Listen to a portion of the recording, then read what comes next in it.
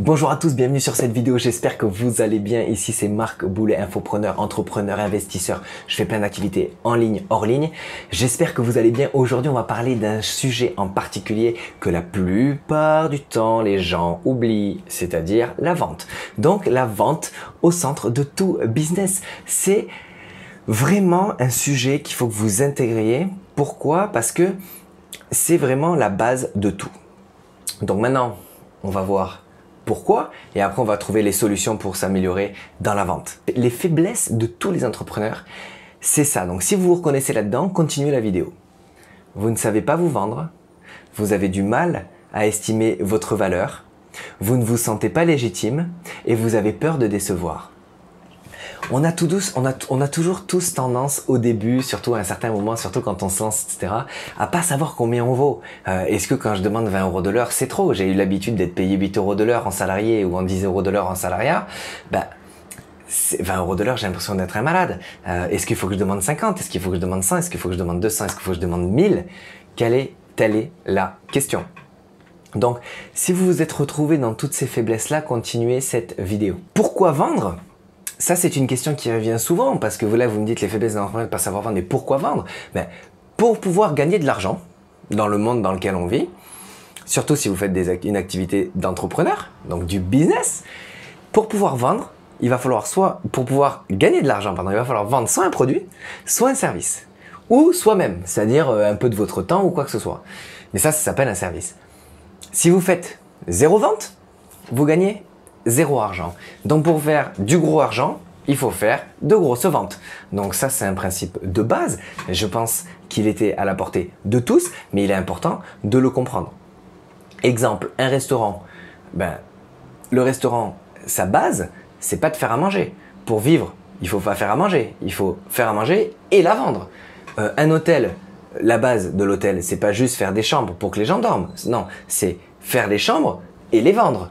Parce que si vous les vendez pas, ça sert à rien. Vous pouvez avoir les meilleures chambres au monde. Si personne ne les connaît, personne n'ira. Donc, si vous vous mettez pas sur les sites comme Booking.com, Expedia et j'en passe, jamais personne connaîtra votre hôtel. Donc, jamais vous connaîtrez cet hôtel. Donc, c'est à l'hôtel de faire en sorte de pouvoir se vendre à travers telle ou telle plateforme. Il en est de même dans votre business, quelle que soit la catégorie. Les trains, les vols, les hôtels, etc., ils font du revenu management. Donc, vous savez, ils font la hausse des prix en fonction des concurrents, en fonction de la période de l'année, en fonction des événements, etc.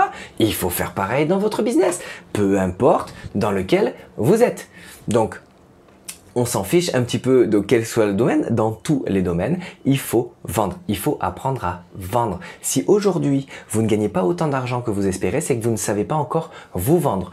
Pas de panique. On va y venir. Parce que c'est important de comprendre que pourquoi il faut apprendre à vendre, en fait, tout simplement parce que tant que vous n'aurez pas appris à vendre, que ce soit des produits ou à vous vendre vous ne ferez jamais exploser votre entreprise. Jamais. Vous gagnerez un petit peu d'argent, peut-être suffisamment pour vous, mais vous ne pourrez pas faire exploser votre entreprise. Ce n'est pas possible. Donc, c'est pour ça que c'est vraiment important. Aujourd'hui, comment apprendre à vendre? Vous avez énormément d'experts en ligne qui peuvent vous aider avec des stratégies de vente, etc. On pourra en revenir dans d'autres vidéos si vous le souhaitez. Dans quel cas, mettez-le en commentaire et je ferai des vidéos sur la vente sans problème parce que j'adore ce sujet-là et je pense qu'il est vraiment important pour la plupart d'entre vous. Grant Cardone, Tai Lopez, vous allez avoir le loup de Wall Street, vous savez, le gars qui a fait le film là, dont on a fait le film finalement.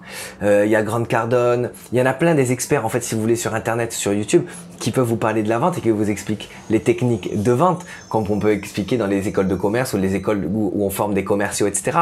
C'est un peu les mêmes stratégies qui reviennent. C'est surtout de la psychologie, faire comprendre aux gens pourquoi ils ont besoin de votre produit ou de votre service, pourquoi ils ont besoin de vous et pas de quelqu'un d'autre, etc., etc. Pourquoi vous êtes la valeur ajoutée pour eux et non pas un tel qui habite là-bas ou l'autre voisin d'à côté.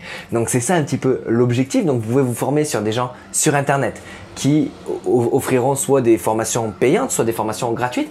Vous avez des bouquins, allez à la Fnac, comment vendre, je vendrai un stylo à un enfant, peu importe, on s'en fout, il y a plein de titres de livres qui sont intéressants.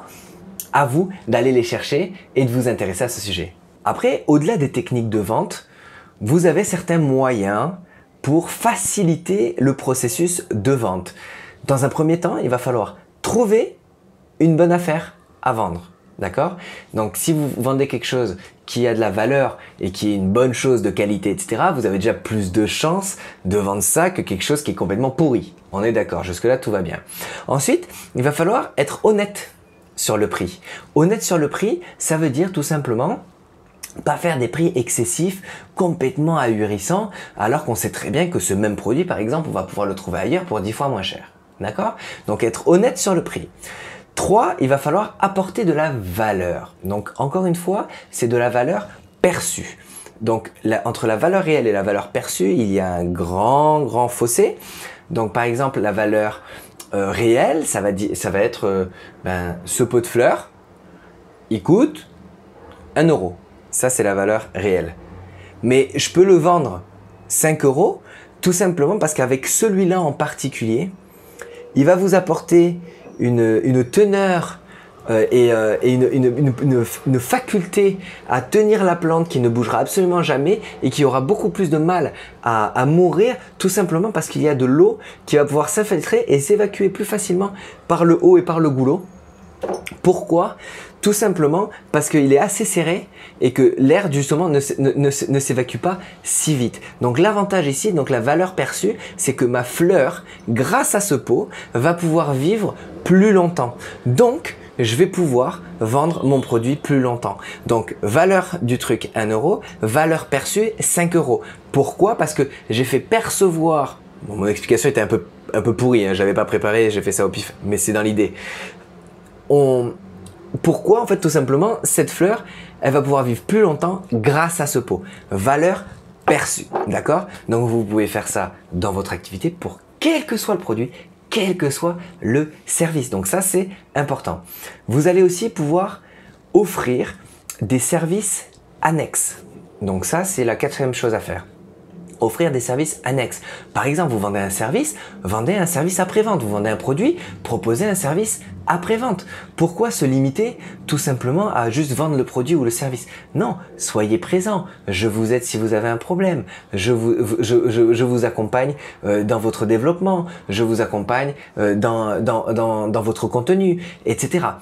Je vous apporte des services annexes, du SAV, du coaching, des assurances, des remboursements, des retours, bref, tout ce que vous voulez. D'accord? Et 5e, il va falloir mettre en avant l'impact qu'aura le produit ou le service dans la vie de vos clients. On appelle ça la valeur perçue. Pourquoi, si je prends ce produit ou ce service, ma vie va se trouver transformée? Bien évidemment, il y a plusieurs niveaux, mais on va prendre un exemple. Vous savez ces trucs d'angle là qu'on peut mettre, vous savez, sur les portes de placard qui permettent de ne pas se cogner la tête, ou quand on se cogne, ça fait beaucoup moins mal que l'angle, vous savez, en bois. Ça, le truc, il coûte 10 centimes. D'accord? Et quand je dis 10 centimes, c'est que je suis gentil. Mais ça, vous pouvez le vendre 2 euros. À qui? Et comment? Mettre en avant la plus-value que ça va faire dans la vie des gens. Eh bien, vous allez vendre ça aux mamans qui passent leur temps à être stressés que leurs enfants se cognent et s'ouvrent la tête contre les portes de leur placard. Donc, qu'est-ce qu'il va falloir mettre en avant? Il va falloir mettre en avant la peur, la fin du stress, la fin des emmerdes et du stress quotidien de ces enfants. Donc, restez en toute tranquillité et laissez vos enfants libres d'aller où ils veulent grâce à ces ces petits embouts pour meubles et pour angles de meubles, et continuez à faire vos activités comme bon vous semble en évitant tout le stress quotidien généré. Par exemple, la valeur perçue, la valeur dans la vie. Donc la valeur dans la vie, c'est qu'est-ce que ça va m'apporter vraiment. Ça va pas juste m'apporter qu'ils se pètent pas la tête contre le mur, ça va m'apporter que justement je vais être libre, je vais être tranquille et je vais avoir l'esprit libre quand mes gosses se baladent.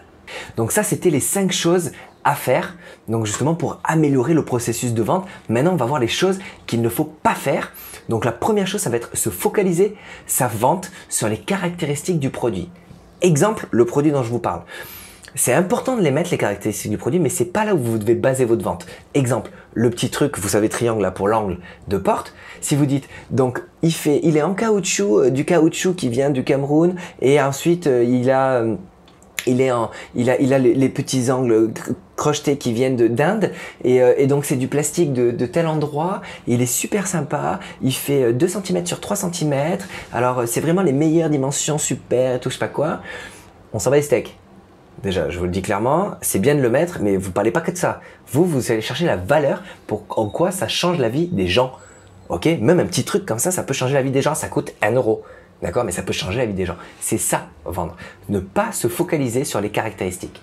La deuxième chose à pas faire, c'est montrer de l'incertitude. C'est montrer que vous n'êtes pas sûr de vous, que vous n'êtes pas sûr de votre produit ou que vous ne savez pas trop répondre. Oui, non, est-ce que c'est bien, est-ce que c'est pas bien, est-ce que je devrais, est-ce que je devrais pas. Bref, c'est ça qui n'est pas bon. Ça, c'est la deuxième chose. Ne pas faire part d'incertitude dans la vente. Et la troisième chose à ne pas faire, bien évidemment. Alors ça, c'est dans le business en ligne ou le business. Alors dans le business en ligne, il y a des stratégies automatiques pour éviter ça.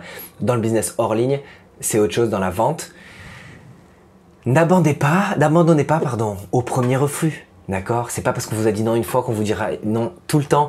Donc pas de panique, on passe au suivant, on améliore, on continue, on s'améliore dans notre discours, etc. On essaie d'apprendre des nouvelles techniques, on teste différentes techniques, etc. Mais on avance et on n'abandonne jamais. Ça, c'est la clé.